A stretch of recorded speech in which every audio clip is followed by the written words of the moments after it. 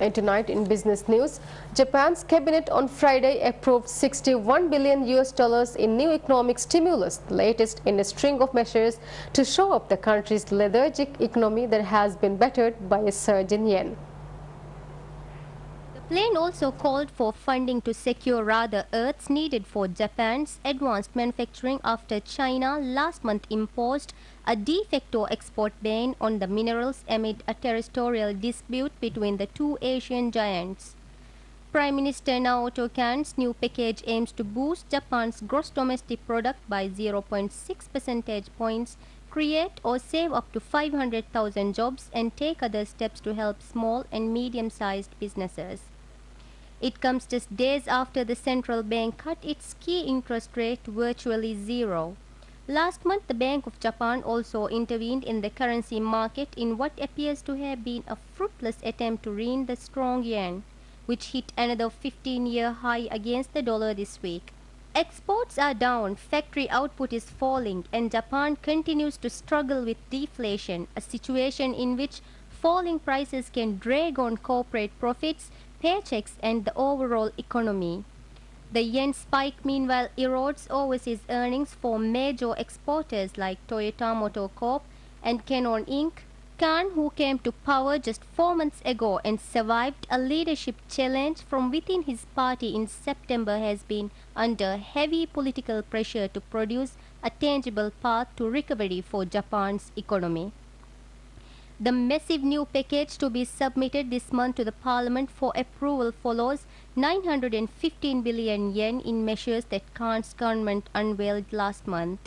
The latest plan also aims to support regional economies that have been hit hard by the downturn and calls for ongoing support for programs aimed at raising sales of environmentally friendly products like energy-efficient fridges and air conditioners to consumers. The package is part of a supplementary budget for the current fiscal year through March 2011. With Japan carrying a massive public debt, the ruling Democrats have said they will not issue new bonds to finance the measures. As for rare earth materials, Khan urged Japan to take steps to diversify its sourcing of the resources, including acquiring mines and strengthening ties with foreign countries that possess such minerals.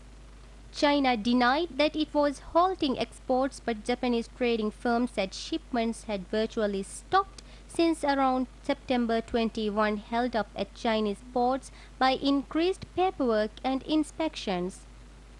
That came after Japan arrested a Chinese fishing boat captain whose trawler collided with two Japanese patrol boats off the disputed islands in the East China Sea.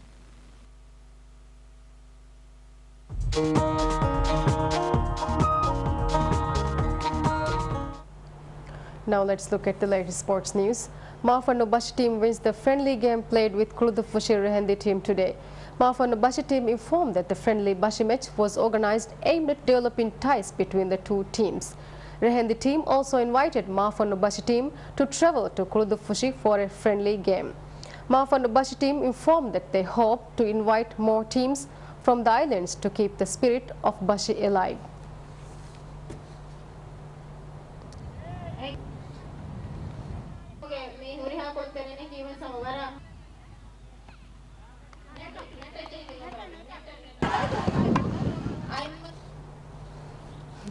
Manchester United are ready in a significant bid to sign Juventus keeper Gianluigi Buffon next summer.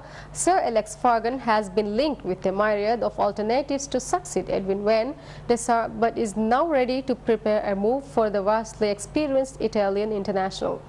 The Old Trafford boss knows just how crucial it is to have a safe pair of hands at the back, having suffered the highs and lows of truly inspired goalies like his current Dutch custodian and great Dan Peter Schmeichel, as well as the woeful selection of Monsieur Taibi and the distinctly average Roy Carroll.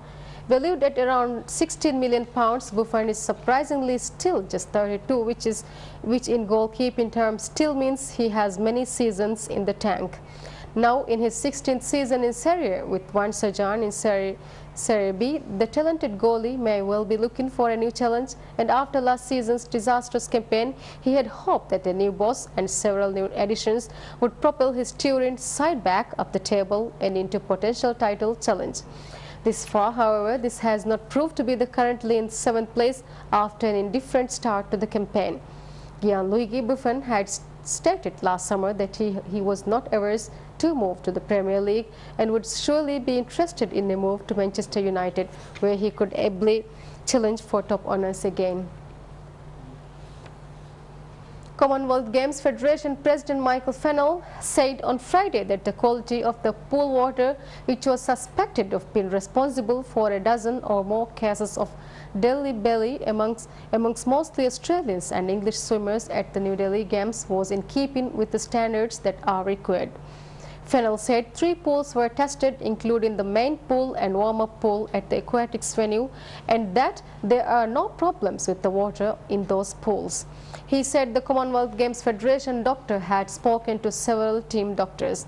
Previous problems in the lead up to the Games included construction delays, corruption allegations, concern about security outbreaks of dengue fever, and perhaps most damaging, complaints about unfinished and filthy accommodations in the athletes' village just days before teams were due to arrive.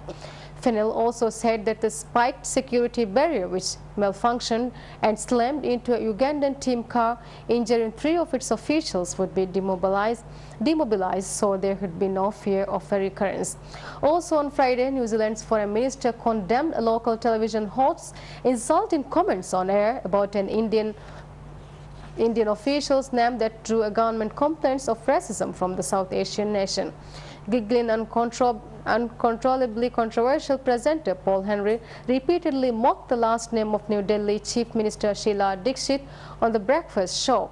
He also called her name so appropriate because she is Indian. Foreign Minister Murray McCully said he wanted India to know that comments made by a local television host last week did not represent the view of most New Zealanders. India strongly and unequivocally denounces the racist remarks for the journalist in question, the government said in a formal protest to New Zealand High Commissioner Rupert Hallborough. The Chief Executive Officer of the Commonwealth Games Federation, Mike Hooper, told reporters that he didn't think New Zealand's reputation has been damaged in any way by the incident.